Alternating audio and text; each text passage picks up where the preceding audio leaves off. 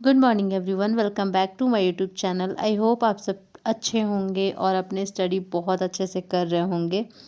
तो आपने थंबनेल देखा होगा, आज का थंबनेल क्या है। तो आज उसी टॉपिक पे हम लोग डिटेल में बात करेंगे। और अभी सुबह के 7 बज रहे हैं, मैं उठी, मैंने मुंह धुला, ब्रश किया, फिर उसके बाद गर्म पानी पीने के बाद मैं स्वेटर पहन के बैठ गई हूँ पढ़ने के लिए, क्योंकि अभी भी ठंड सुबह में लगता है। दिन में थोड़ा बहुत लगता है, बट हाँ सुबह में तो ज़्यादा ठंड है अभी। तो अभी एक पहले 45 मिनट का मैं पोमोडोर लगाई, उसके बाद फिर मैं सेकंड पोमोडोर लगाई। मतलब कि मैंने 1.5 घंटे करंट अफेयर किया है। और बीपीएससी के पीटी में जो क्वेश्चन आते हैं उसमें बहुत सारे सब्जेक्ट हैं, लेकिन 4 सब्जेक्ट जो है जो बहुत ज़्यादा इम्पोर्टेंट है, उसके बिना मतलब मुश्किल है पीटी क्लियर करना। तो सबसे पहले बात करते हैं हम हिस्ट्री के बारे में।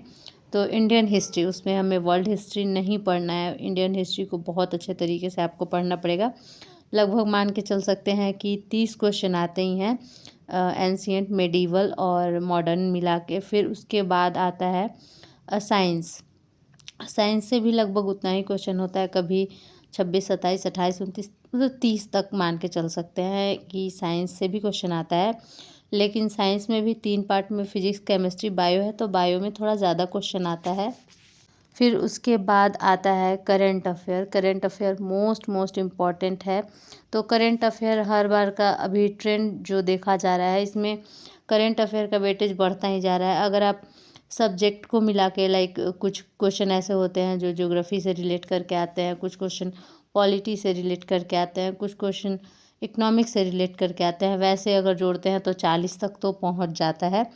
बट हम उसको भी मान के चलते हैं कि 30-32 मान के चलते हैं, करंट अफेयर आता है।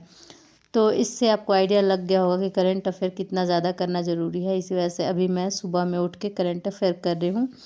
और मैंने जुलाई से स्टार्ट किया था आज सुबह में पढ़ना, और जुलाई 2025 का जनवरी तक मैं पूरा कर चुकी हूँ। और मैं कौन सा करंट अफेयर कर रही हूँ, इसके लिए मैंने प्रीवियस वीडियो बनाई है अच्छे से डिटेल वे में, कौन सा कर रही हूँ, कैसे कर रही हूँ।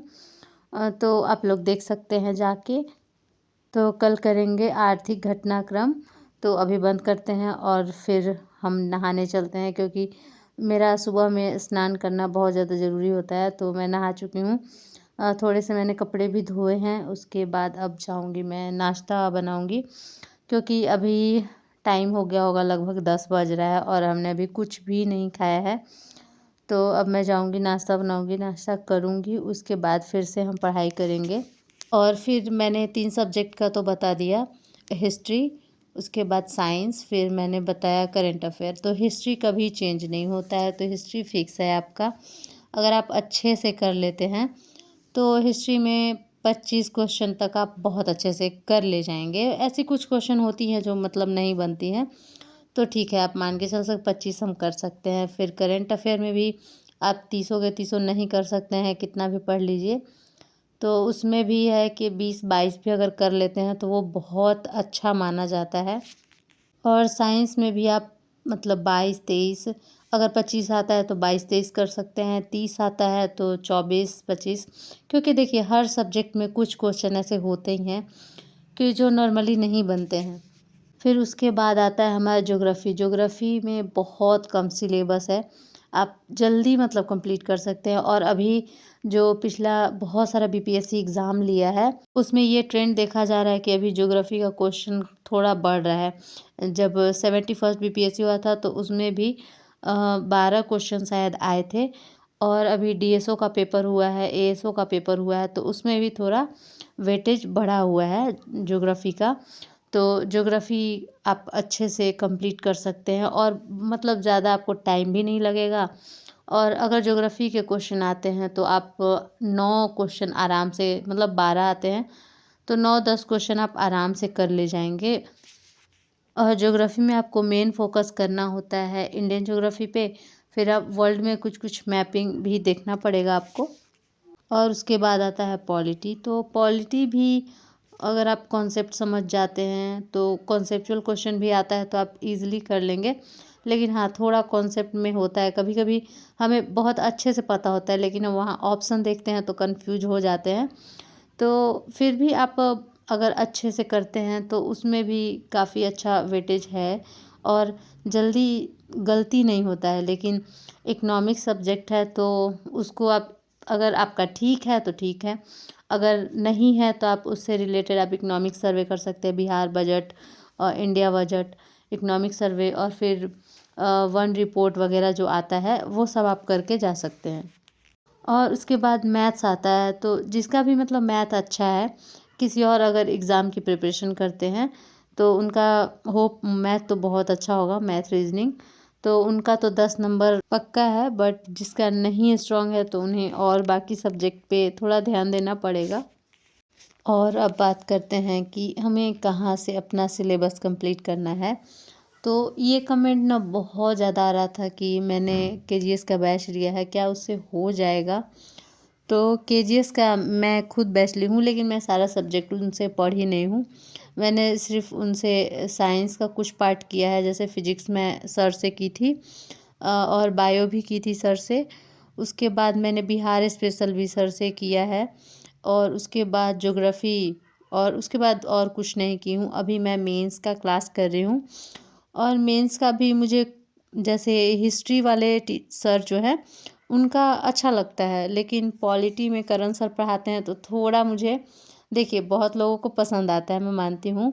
बट मेरे कहने का मतलब ये नहीं कि वो अच्छा नहीं पढ़ाते, बट उनका लैंग्वेज थोड़ा सा मुझे ऐसा नहीं लगता है कि मेंस में लिखने लायक। तो हो सकता है, सबका अलग अलग अपना पसंद होता है, तो मुझे थोड़ा नहीं अच्छा लगता है। तो अभी मैं सोच रही थी कि हिस्ट्री का कुछ पार्ट कर लेते हैं, जो जैसे अभी मैं कर रही हूँ मॉडर्न आर्ट, और उसके बाद मैंने पाल कला किया है। और उसके बाद मैं देखती हूँ मुझे क्या क्या करना है, जो भी मतलब फिक्स टाइप के टॉपिक है उसको मैं सोच रही हूँ कि प्रीलिम से पहले ही करके रखती हूँ।